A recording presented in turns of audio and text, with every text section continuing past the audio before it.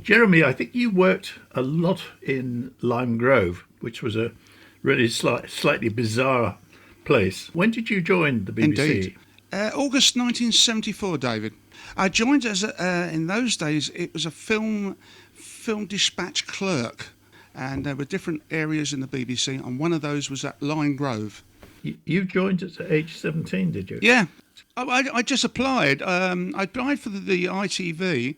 I had a distant relation who was worked on the Eamon Andrews show Today programme, and they gave me the addresses. I mean, you didn't have the internet, as you well know, to find these things. And I just sent a letter to the ITV and I sent a letter to the BBC. My mother said, "You like doing things behind the scenes." I used to do all the shows at school, and I liked more than I would performing. So I did that. And the BBC, David, sent me at least 12 different jobs on offer.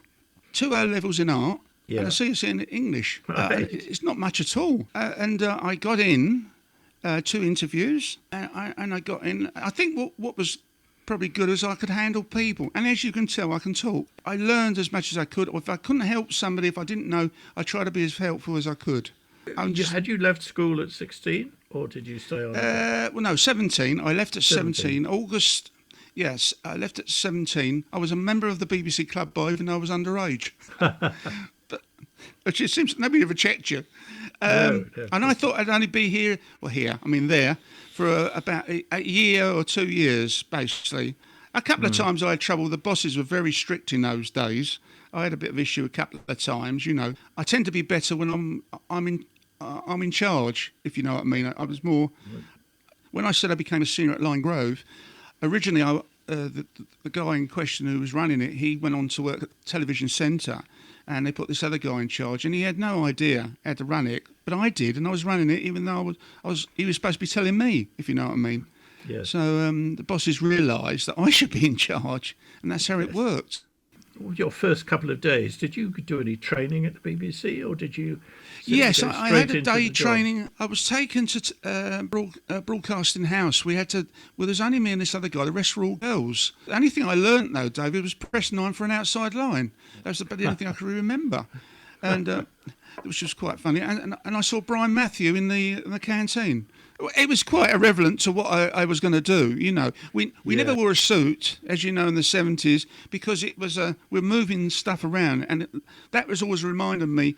All the cans of film were always being a bit rusty. You must remember this, David. Yes, They absolutely. kept some of the smell of rust, and you can imagine you're doing that 8 hours a day.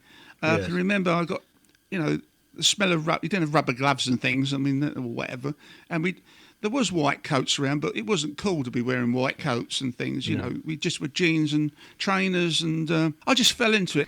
Now, Lime Grove no longer exists. It'd be interesting if you told us a bit about it. Well, Lyme Grove, it was originally a film studio in the 1930s, which they made many films, classics to this day, and they did a lot of shooting actually on the roof. And many a time, as I became a senior clerk there, I had to take people round that worked for us to show them where things were made and the studios. Many of the classic programmes was when the BBC took it over, I think in the 50s, Panorama, Blue Peter, Top of the Pops in the early 60s when it came down to London, was there, Newsnight. A lot of the current affairs were based there. Until the television centre took over in the mid 60s, early 60s, which it was still used as a studio till 1990, I think it's right. As late as that. Yes, indeed. There was a programme that was made there, a very late night programme on BBC Two, I think, which was about the last programme, and I can't for the life of me remember what it was called, but it was about 1990 was the last programme made there, basically. It was colour in 74. We got there, and we would have the prints come in from the States or library where I was. It was quality checked for transmission from the Waltons to Kojak to Rockford Files to there were all colour stuff that used to come in, 16mm, 35, Star Trek would come in. We had to log it, and it was sent to the television centre where it was going to be shown, or sent to the library, which was held at, which was then those days Brentford. I mean, the famous story of the Kojak is we didn't know anything about the Kojak programme was about, and I thought it was a Kodak delivery. I had a big lorry come in, and so we got Kojak, and I thought he said Kodak, and I said, well, no, there's a lot of stuff there. We were always there at the beginning. Dallas, I was there when the famous Dallas story, the Who Shot JR. That Yes. came in on a Saturday, special delivery, because it had to be all secret who had actually shot one of the head film examiners had to check it for transmission. We used to get loads of shipping, and we got a lot of stuff like Skarsky and Hutch. That came in. This was the days before the video took over, and they were all on prints, and we had to keep a record of this movement. There's no computers, you've got to remember, either. So we had logbooks, typewriter. I always remember typewriter. We had those, and also Nationwide was being transmitted from there every day during the week as well. And the car park, we used to see various people come in, Frank Boff, Sue Lawley, which I got quite friendly with Sue Lawley because she used to park a car very near our loading bay, and if it was in the way, she used to leave me the keys. I moved the car. And I can tell you what sort of music she liked as well, if you're interested. Glenn Miller. Yes. Yeah, and Dinah Ross. But she had a Lancia. But as I say, that's something. We were there also when the Osmonds were there, Donnie Marie Osmond, and that was quite funny. And also there when Michael Crawford was playing Frank Spencer. He had the wings on for his famous episode, and he was trying to mount in the corridor. And I thought, that's Michael Crawford. And I didn't realise it was going to go on to a huge wardrobe department. And a massive canteen as well, actually. If I remember rightly, to get to the canteen, you had to sort of wend your way through a big hall full of scenery and so on. You go through the steps to the area. I mean, it was just amazing. I mean, I remember seeing Lonnie Donegan walking up the steps there. He looked a bit lost. He didn't get lots of celebrities or anything, really, and they did a lot of Jack and Norris there as well at one time. And I saw Kenneth Williams and Arthur Lowe in there. And Jim Whitfield was lovely. We were used to have tea breaks then, David, if you probably remember. I do. We was going there for 20 minutes for a cup of tea. And she came and joined us on the table with her other colleagues and said good afternoon to us all. Well, we didn't know her, she's a very nice lady. They also used to do backing tracks for the Top of the Pops, because on Top of the Pops, you had to do live, but you could do a backing track, and there was a sound studio there as well. Mm-hmm. I saw Slade, big group from the 70s, their stuff was there, and there was a couple of others you could see. Lena Zavaroni, I saw. Not surprised what happened to her as it came, but you used to see these people, but mostly you'd see the presenters from Nationwide or Panorama in there. But it was a busy area in some areas there, I must admit. Of course, there was a bar there as well. You see a lot of people going down there lunchtime, and you didn't contact them till about 2:15, 2:30, when everybody was back. Yes. A nice bar. I saw Morecambe and Wise there. They used to go down when they were working at Television Centre. There was a Rolls Royce was parked up, and they were in there a couple of times, Morecambe and Wise. Nobody came, chatting to them. They were just somewhere they knew they weren't going to get no hassle, basically. Also, they were taking photos. Remember Heidi High? Yes. The lead guy in the comedies. They took early days of him in his 50s. So we didn't know who he was.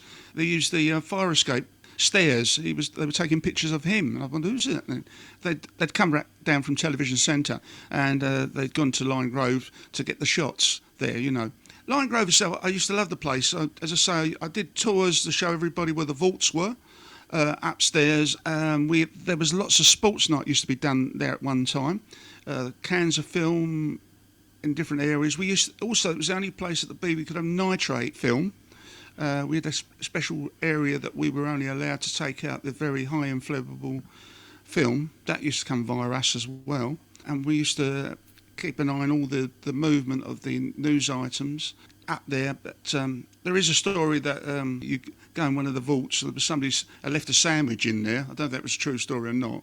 But there was always some birds going in there. And also there was a story, there was the ghost of Lyme Grove used to be up there as well. And also notorious at Lyme Grove was the lifts to the viewing theatres, very old lifts with the old sort of, I can't think of the word that we used. Yes, I know what you mean. Yes, the grills at the front. The grill, right. Yeah, and you had to pull this across, and sometimes you had to kick the floor. You can't believe this. We're only talking the 70s, or early 80s. You had to hit it to get it to the certain floor, and it kept breaking down. That's right. Yes, we used to use trolleys for the films for the viewing theatres because it was viewed by programme acquisition for your feature films, and times we had to take that up there. I remember once going up there, and just as I was about to go in there, and the girl from ABBA, Agneta, I think it was, she came in, and I got swarmed by different people around me as she was going to do an interview for Nationwide, which was quite funny, trying to get up this lift. And, I don't think she knew where I was going because it was just a very strange area. Arthur Astley I saw in there once as well. God bless him. And Yes. they used to come on. I saw Raymond Burr from Ironside. He was there once. But they all went up this lift. They went up there. And also, I did attachments for Newsnight and Yes. Newsday that took over from Nationwide. I was up there for 3 months summer. They used to like me on there because I knew how things worked, basically, the movement of stuff. And Prince Charles was up there cutting a programme, security all around him. It was amazing.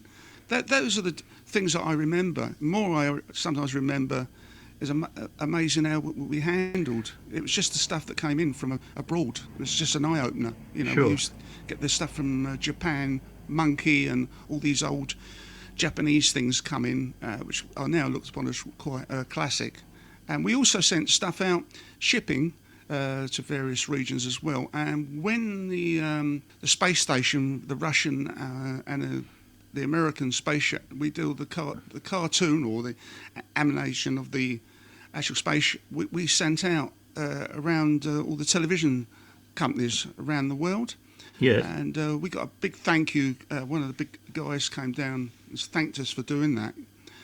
We sent that out. And we also done the regions, Manchester, Glasgow.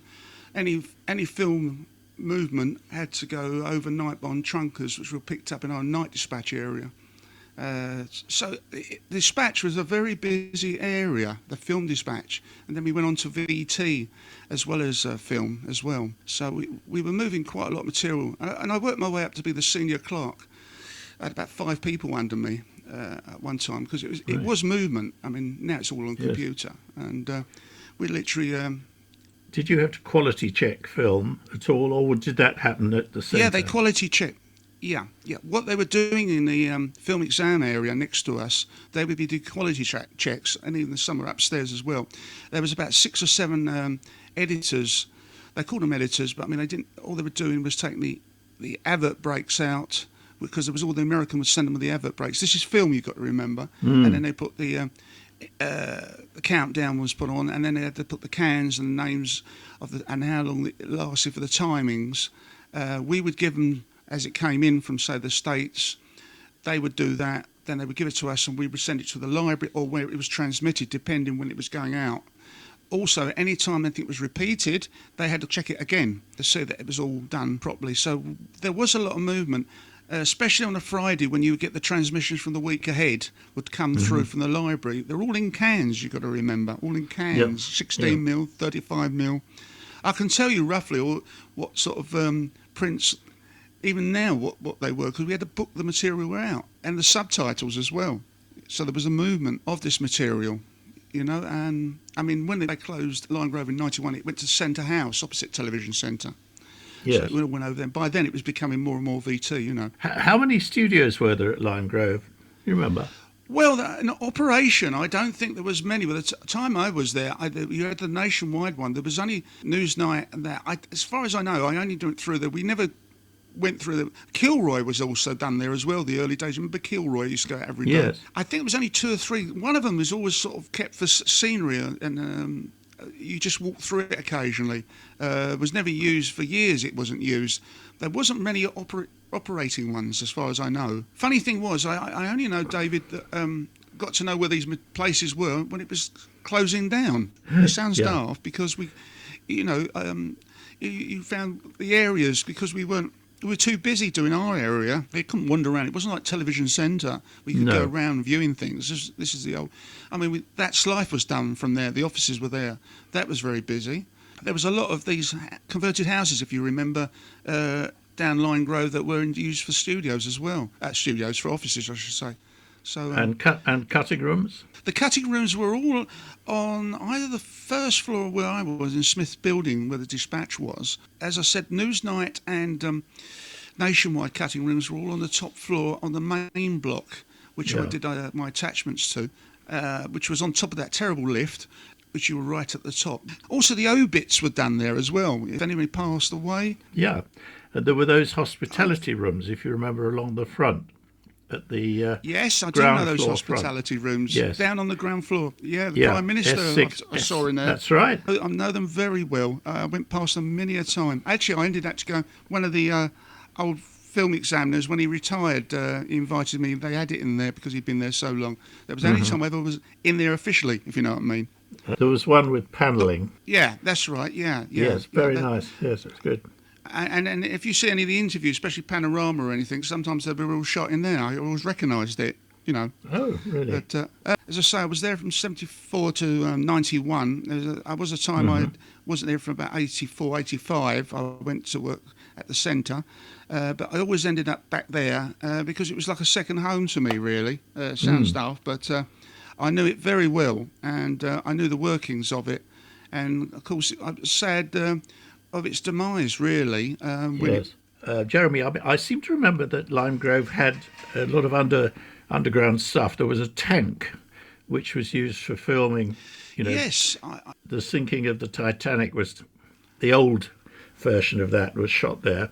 Yeah, and also Ealing that was shot as well. Actually, as far as I know, the water bit. But I know it's supposed to be there. But I didn't see any of it the time I got there in '74. Were any of your film vaults underground? No, they were all upstairs. On the roof? Nothing was underground. Everything was upstairs on the roof, basically. There were the vaults that we looked after, the nitrate vault. We took over running over the nationwide vaults as well. They were all the film clips that you put in. They were all dated. And so it was a lot of the midweek, which was before Newsnight, that was up there as well. And plus, there was a lot of sports night stuff that had been forgotten. As I say, they were rotting away on the roof. They did clean as much as they could and take to the library when they closed it down.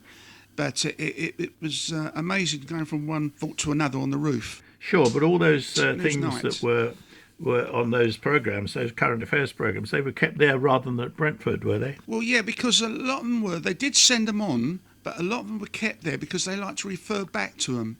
Yes. This is the way it was. Might be political, I don't know. But we did have a load of those up there in the vaults. Were kept up there. They weren't sent. They were in the end. They were sent to the BBC Film Library when they closed down. But a lot of them were kept up there. I don't know. As I say, I don't know why, but they were there. I can tell you that.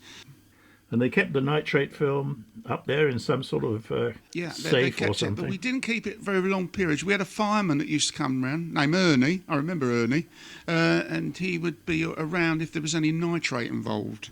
Which a lot of the current affairs programmes, especially Newsnight or Midweek, would use. It wasn't supposed to go to Television Centre. I think it was transferred at Lime Grove, and they would do the item from there. But sometimes they did smuggle it to Television Centre, but that's another story. Yeah, we kept the nitrate. We kept a record of what was in there. But as far as my recollection, we couldn't keep it for a long while. Say a lot of the 1930s feature films, if they came in for some reason or other for a clip or something, they were kept there, basically. We had to keep a record of that as well. The nitrate film, you say some of these old feature films would be supplied to you in that form. Yeah. Well, I mean, don't forget, this was the 1970s, 80s, before everything was transferred, basically, to what we know now. But they were still on nitrate film. Also, we were sort of told if you could smell it if it had gone off. I know it sounds strange, but you could. We were always warned if something had gone out, because it can go back to what it was, like a fluid, basically. Oh, really? We were told about this as well. You could always tell what nitrate film because it had a different smell. It's amazing to think of that now. There you go. Yeah. Once they're wrapped up in camera tape after they've been quality checked, and we'd send them with a felt pen when they were going to be transmitted and sent to Television Centre. And after they'd been transmitted, they were returned to the film library from there. They only did repeats and new material we handled at the time there. Any film that came in for the BBC basically came to Lime Grove Film Dispatch.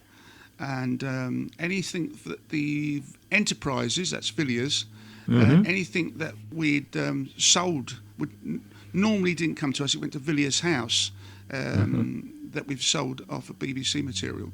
But we had all the new material that we bought, basically came via us. So we would have complete series coming from various different countries, mostly America, as I said, MGM, any feature film. We also knew what Christmas films were coming up because they came via us.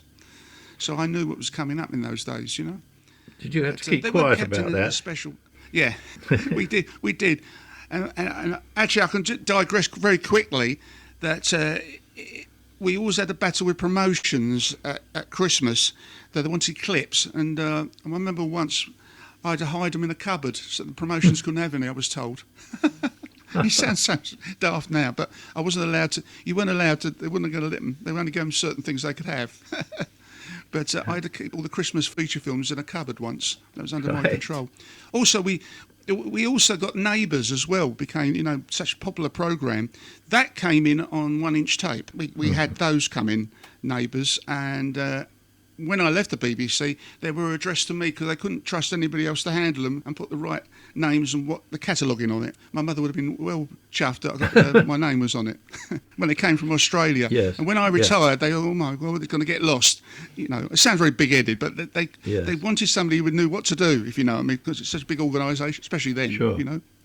We'd have 16mm, like MASH would come in on 16mm, and by the time we moved out of Line Grove, it went to 1-inch.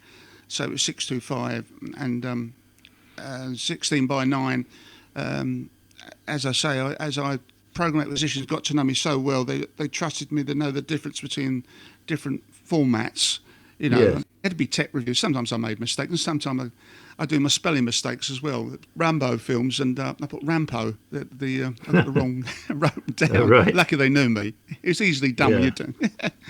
But the quality coming in and the movement, I still to this day I'm surprised, especially when we didn't have computers, which you would have now. Everything, the movement, we were all done by logging in with by hand, with logbooks, pen and pencil. Yes. Or we would do this. We also did deliveries to the West End. If the BBC borrowed any film from, say, the Russian embassy or various other, we would return it on a van called our West End van, and we'd have to write out the deliveries for that. The famous story goes that, the film Grease had come from America. It was very popular. There was only a reel of it used on Top of the Pops. Well, it was supposed to go via Television Centre, but they sent it down to Line Grove. And it was a panic that we had it.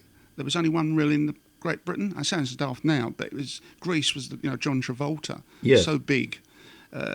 We were supposed to put it on the West End van, and there was a big panic that we had it. So that sticks in my memory. I mean, there was a big issue on that one. But we had to be signed, dockets and everything.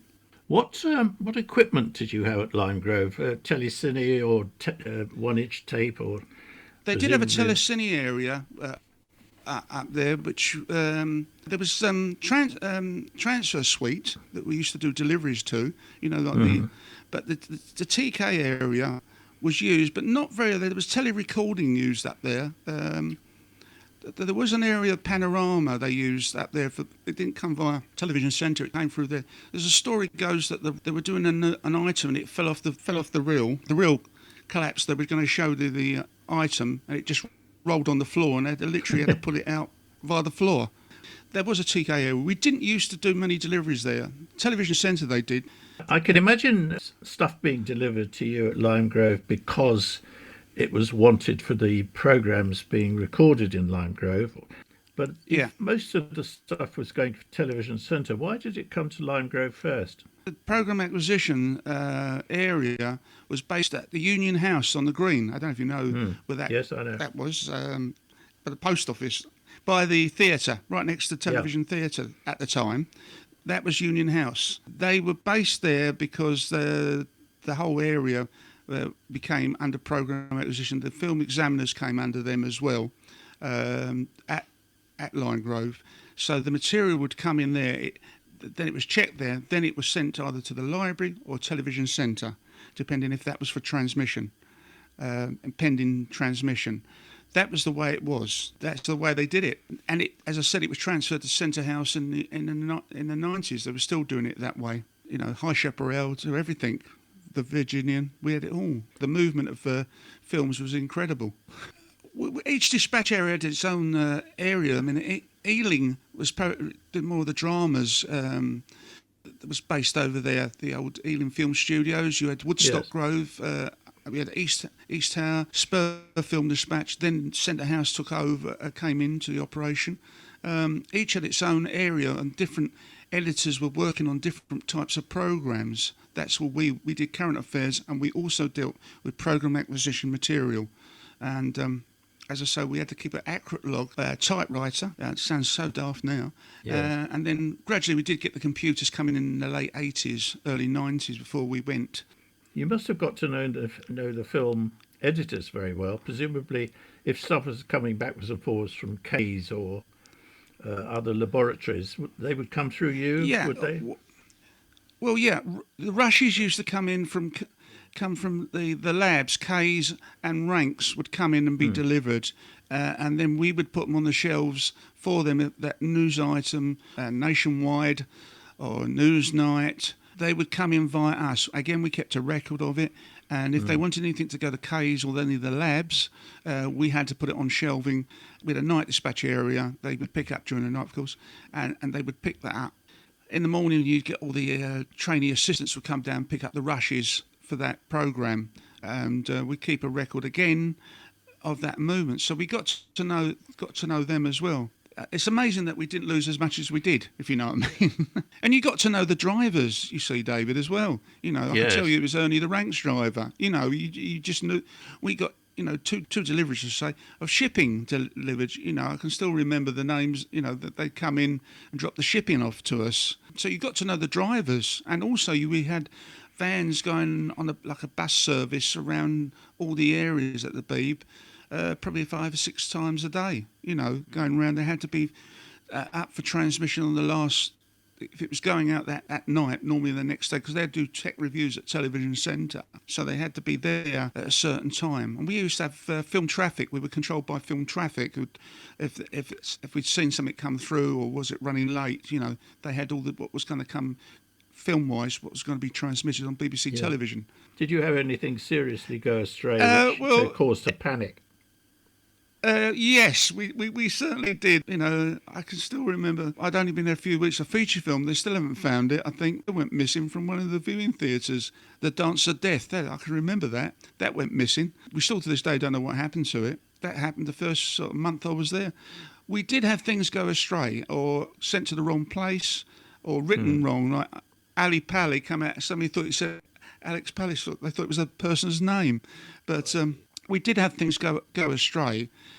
It was easily done. It was easily done, but you had to be on the ball. This was it, and we had a quite hard boss as well. He was never, you know, he was very on the ball with us, you know, especially when you've got about 5 young blokes looking back at it, you know, trying to keep it running. But we did have things that did go astray, but we normally sorted it out, because there was different ways of finding out what wrong, you know. And lucky enough, after my 31 years before I went, that's why they relied on me so much, because I'd seen every cock-up you can think of. People putting film in the internal mail, which you shouldn't do, or videotapes in internal mail. You know, we had our moments, I must admit, you know, and some strange things did happen, that, you know, things went missing. But we did find them, not loads, but it was just a case of all the things that we realised that could go wrong went wrong. Well, yeah, I mean, I lost the can of film down the lift shaft at Television Centre, but I thought I lost my job. Mrs Mill's Gardening Club, 16mm print went down the lift shaft as I was taking it out of TK control. It bumped off my electric car, and I thought that was it. I'm on my way out, basically. But the boss, who didn't like me much, was quite good about it.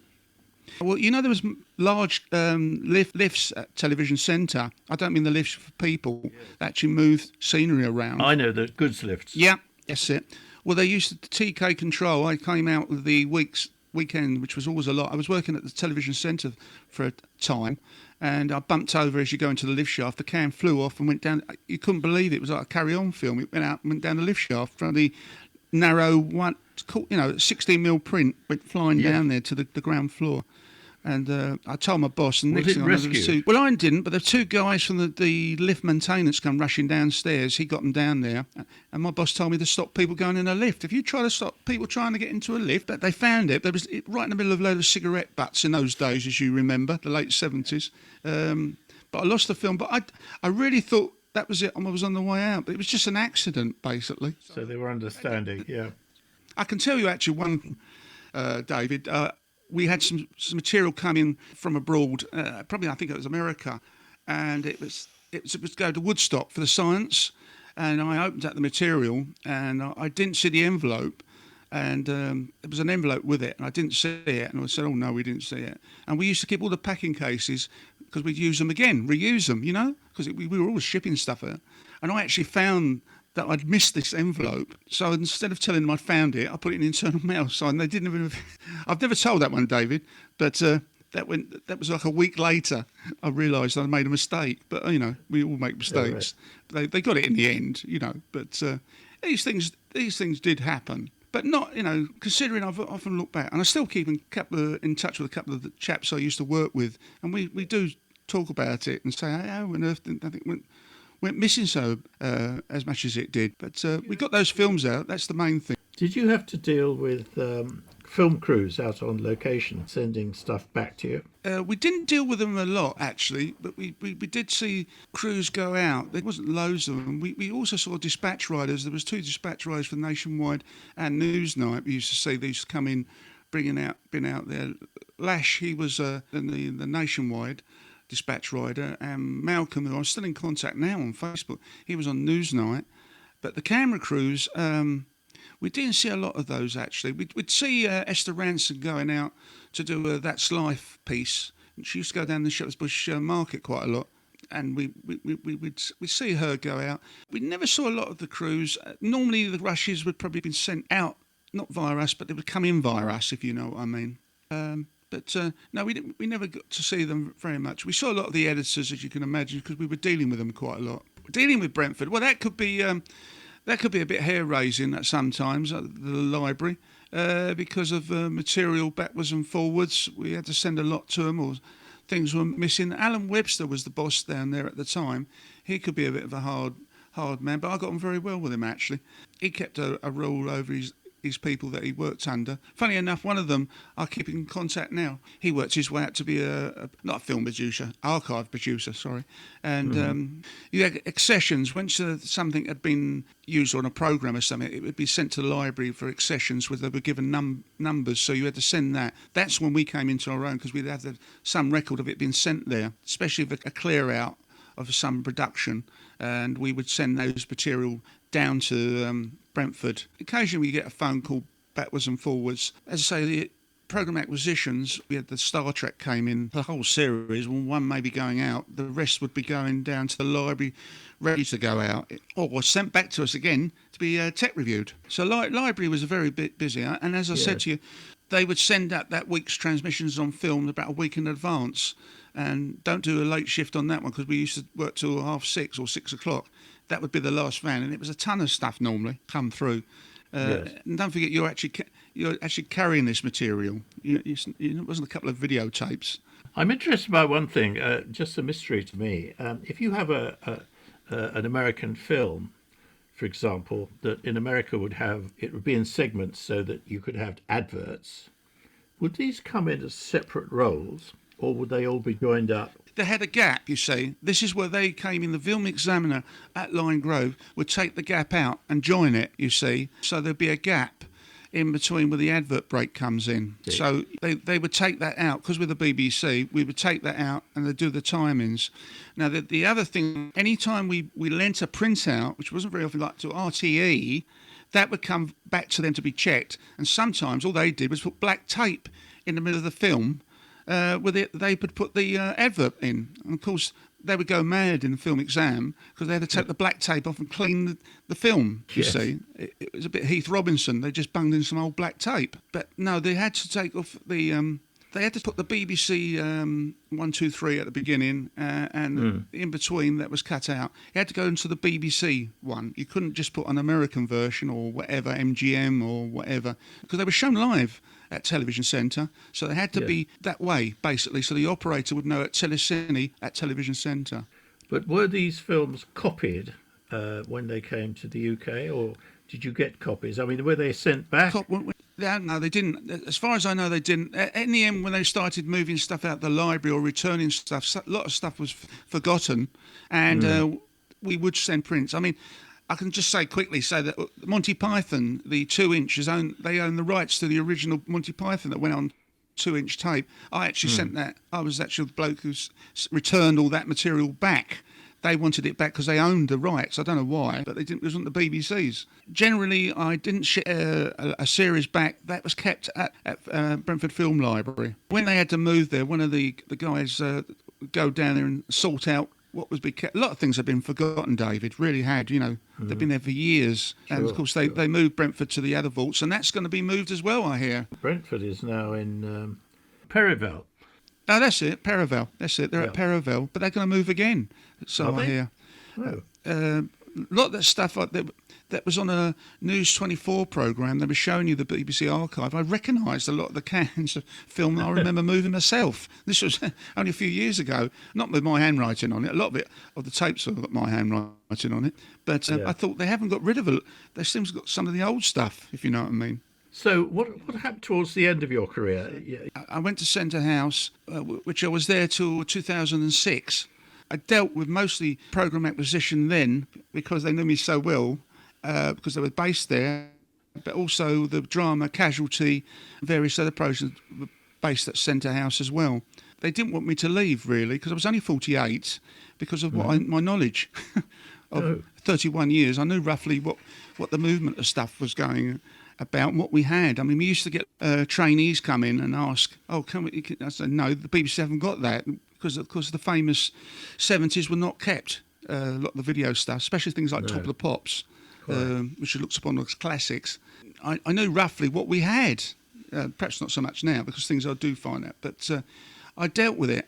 31 years of doing the same sort of movement. I was there. I was quite happy with the job, and I knew what I was doing. I knew what I was dealt with, and it was quite nice. I mean, Casualty were very much production and was based at London at that time, and they even said to me I was brought up in a production meeting because something had gone missing, and they said, well, Jeremy Dispatch said it's not there, so it must be not there. This lady told me this, which was really nice.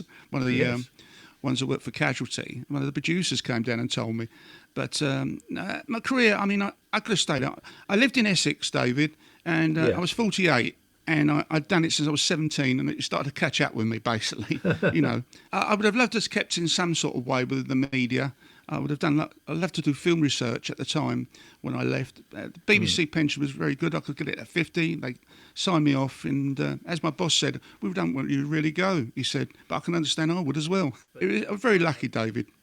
By the time you left, things had changed quite a lot, presumably.